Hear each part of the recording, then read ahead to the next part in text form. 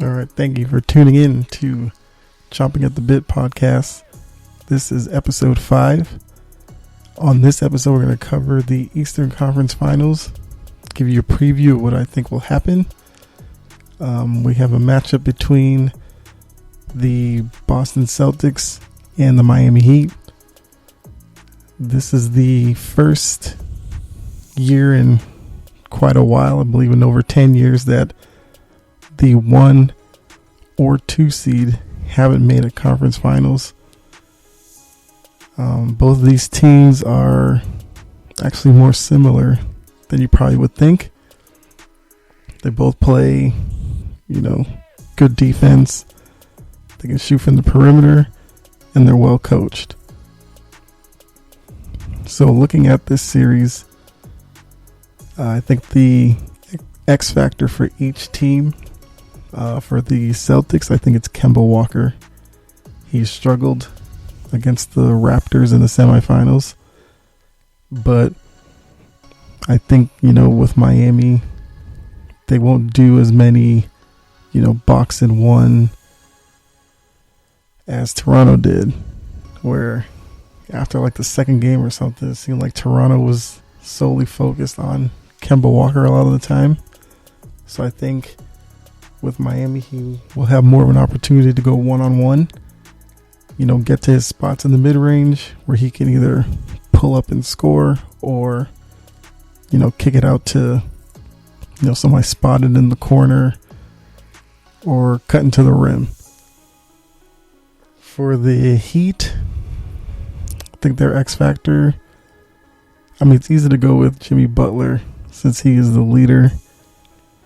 And yeah, I think I might cheat on this one. I'll go with Tyler Hero and Duncan Robinson, who are their, outside shooting specialists.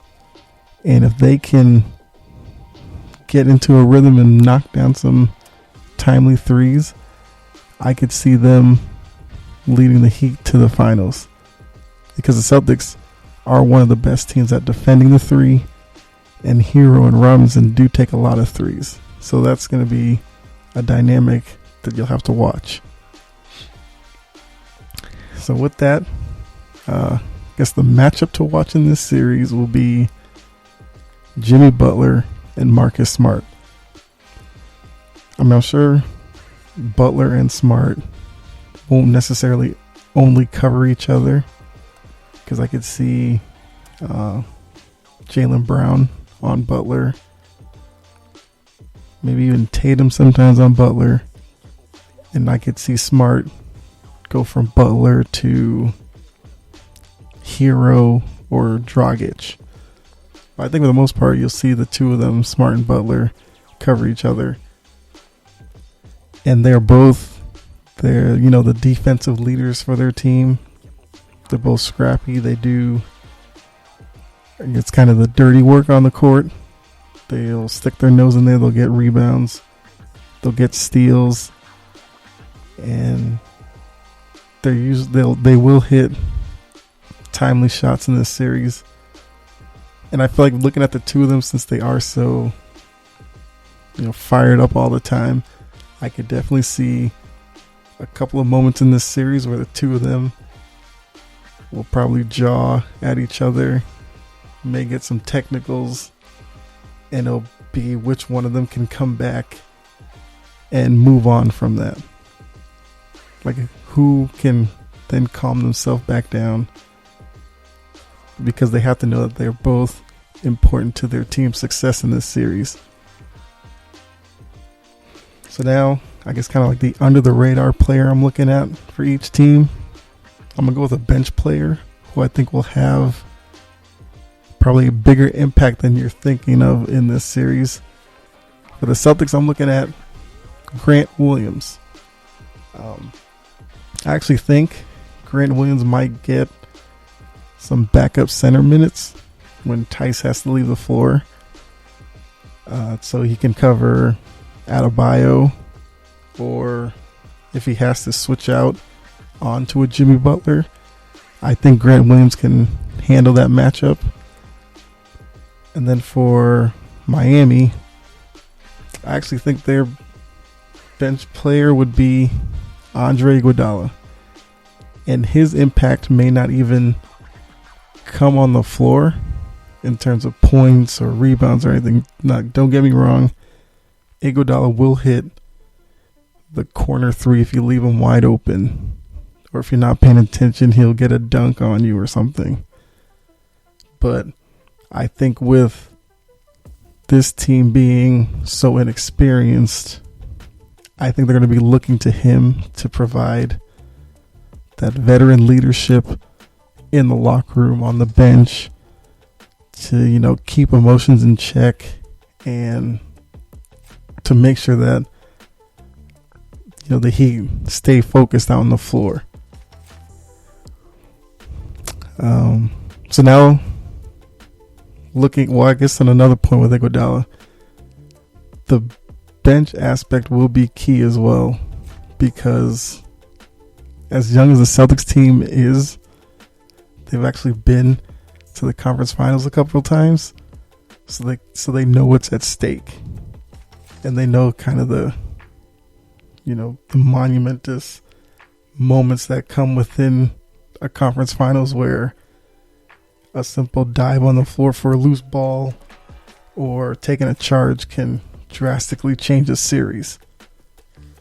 So I think Iguodala will be key to keep Miami's head, level. And so then looking at the two coaches, they're very similar as well as the teams are. They're both good coaches. They kind of keep a calm demeanor on the sideline. They will both get fired up when needed.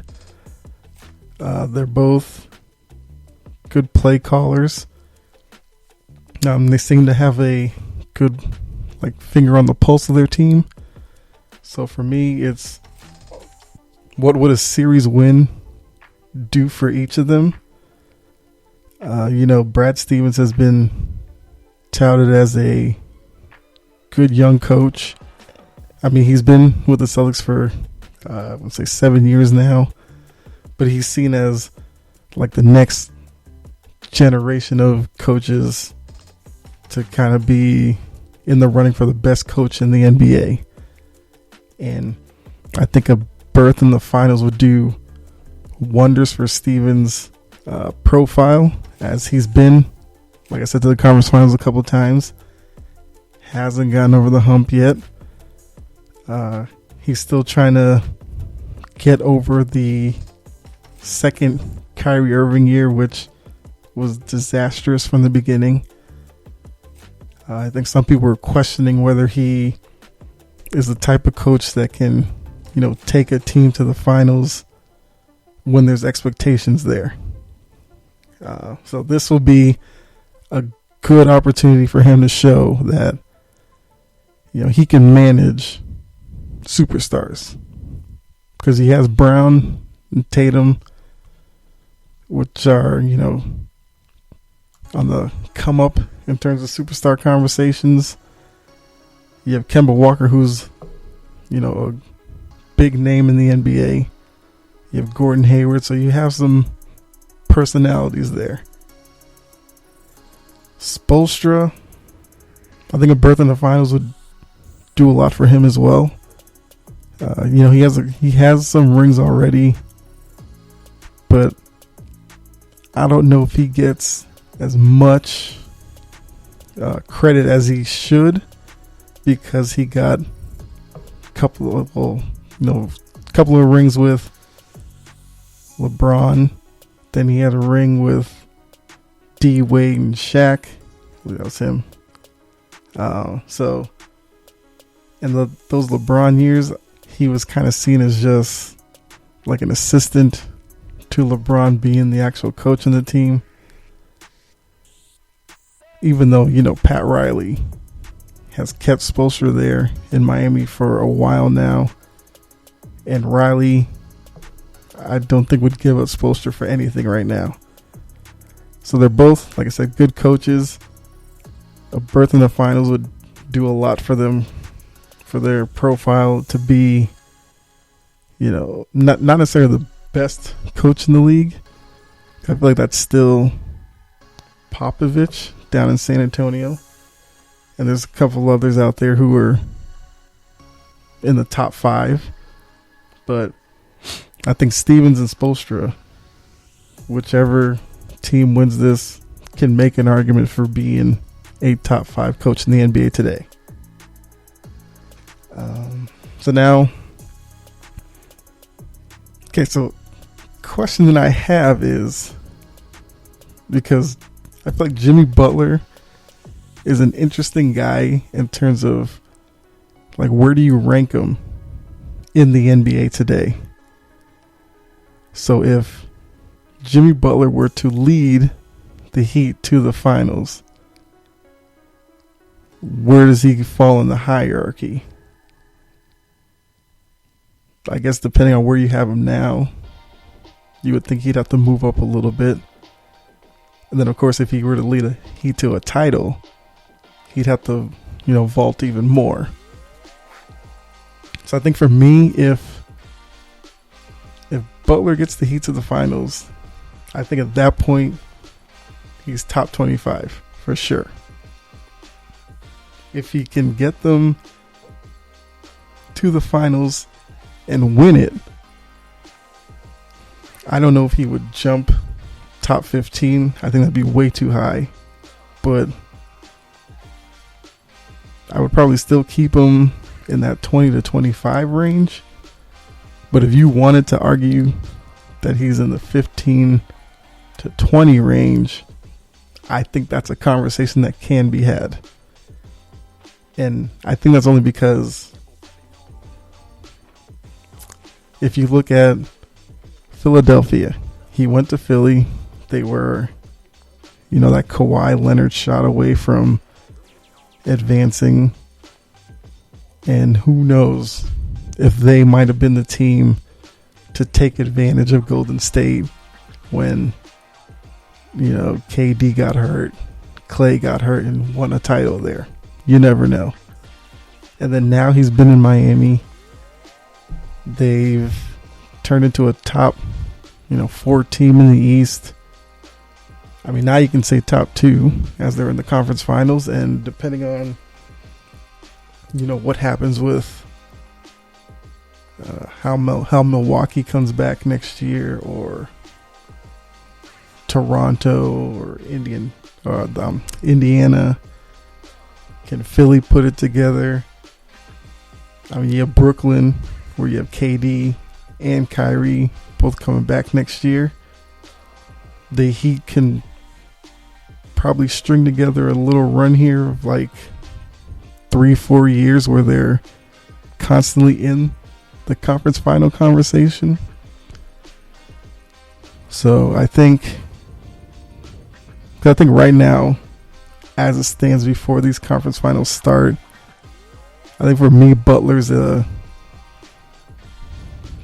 probably 25 to 35 in the ranking. But I definitely think he can easily at the end of the season be top 25. And I guess with that, looking on the other side, so let's say the Celtics get past the Heat, finally make the finals with this kind of young group that they have right now, potentially win it. Should you consider Jason Tatum and Jaylen Brown as like a top 5 duo in the NBA right now? I mean, I think it's a tough one, because you're looking at your obvious choices are like LeBron and AD. I would guess, Kawhi, Paul George. Paul George has struggled early in the playoffs. Has played better recently. You're looking at maybe Doncic and Porzingis in Dallas. Dame and CJ, Portland. I mean, I'm just naming top duos here. I'm not ranking them right now. Which, I mean, I guess ranking duos is something that we can revisit future episode. I'd have to actually look around and see which duos are out there before I can make a list. You still have, Harden and Westbrook.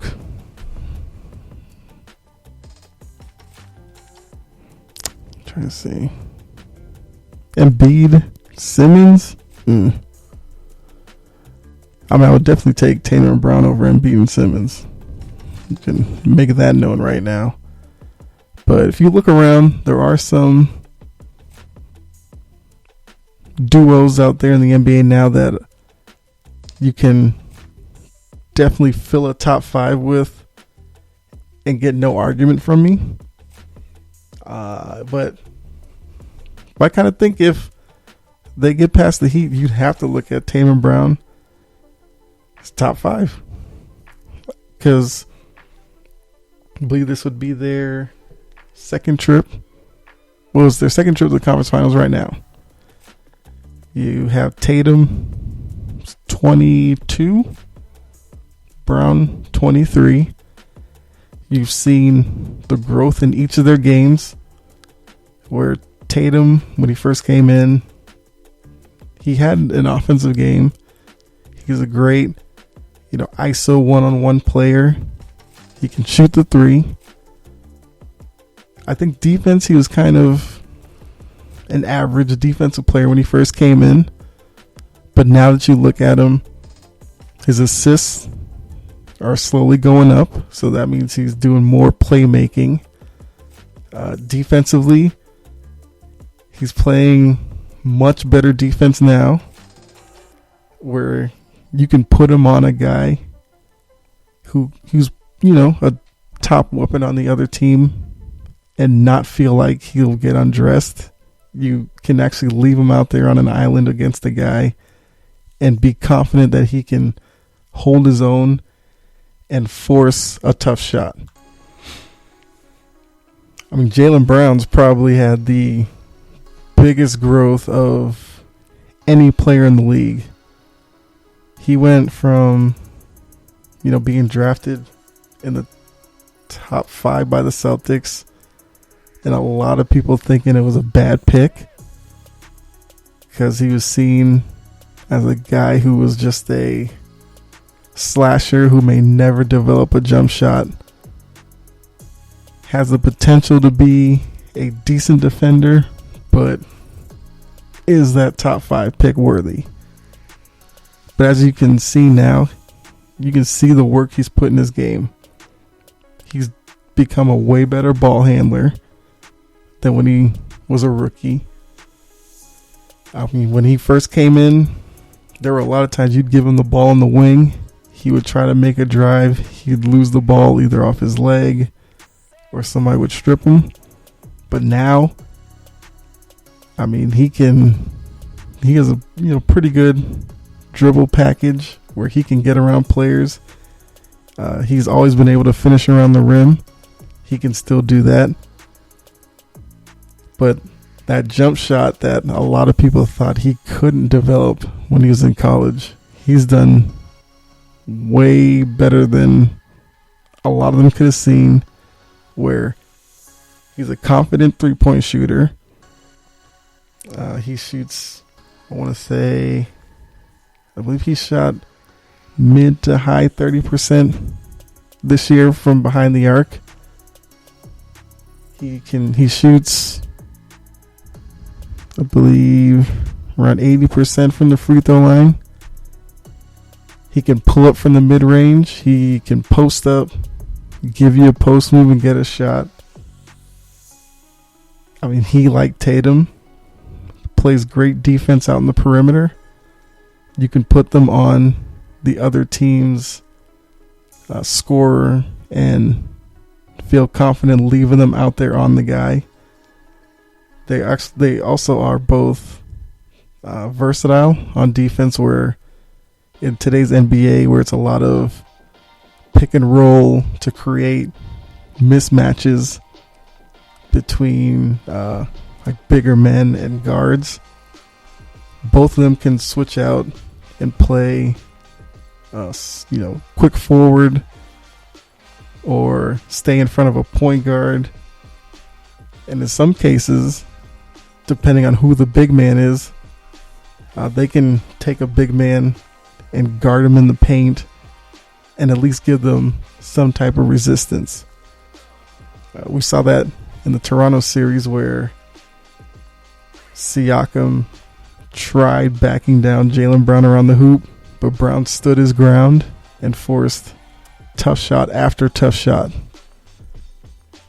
So I think that's a conversation that we can definitely have once this series is over, and see, actually probably before the series is over, because in terms of duos right now, I know for sure you can't tell me 10 duos you'd have over these two. And maybe right now some of you may have them in your top 5 already. I don't know. But I think this series is going to be very interesting. It's going to be, knockout, drag out fight. Both teams, are going to leave it on the floor each and every game. So whichever team does win this series is going to be a hard fought win. And it may actually be a benefit to that team that does win going to the next series, because at that point you're in the finals, and the finals are a whole different animal on their own as well. So yeah, I'm definitely excited to see this series. One, being a Celtics fan, to see if they can get back to the finals, but also just as an NBA fan, you're looking at two teams that, like I said, depending on what happens in Milwaukee with Giannis and those pieces up there, and with Toronto, these two teams could be your Eastern rivalry for the next 3-4 years easy. I could see that. And I think, a couple of good rivalries in the NBA is something that they, need, pretty badly right now. Like, some teams have some bad blood, but I don't know if you'd really call them a rivalry yet. But these two here, I could see a rivalry starting to build. And it's actually been, the groundwork has been laid for the rivalry back when LeBron was there, and you had the Celtics big three, Pierce, Garnett, and Ray Allen, and then Ray Allen goes to Miami. There was a lot of hatred there between the two teams. So I think this could be a restart on that rivalry. So I guess with that, that's kind of my preview of the series.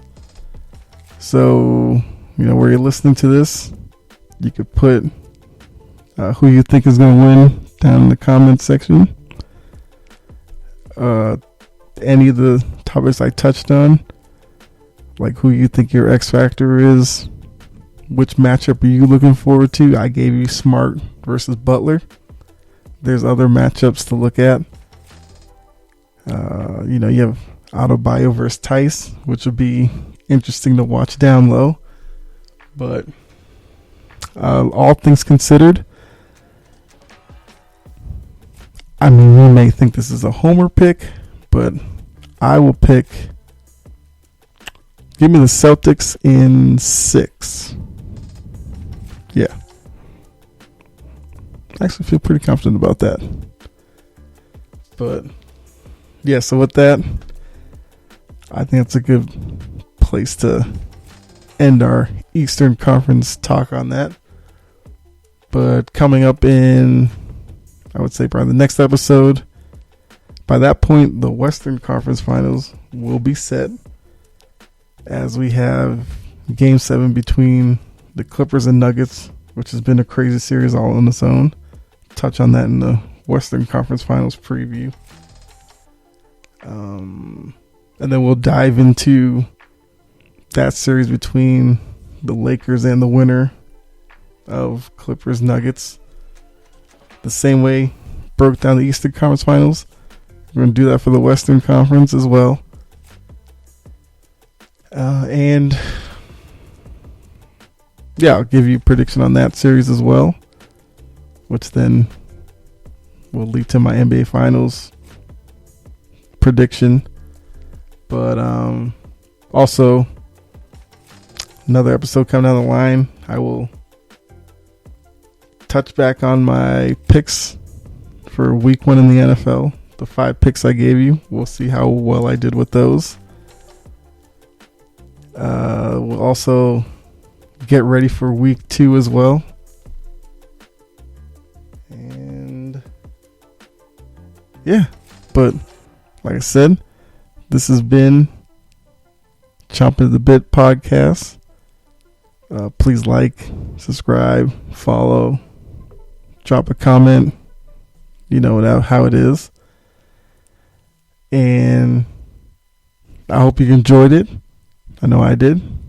Had a lot of fun with this one. But yeah, so appreciate you tuning in. If you like the podcast, go ahead and spread the word, let other people know. But yeah, this has been the episode, and hope you guys stay safe, be well, and definitely catch you on the next episode. All right.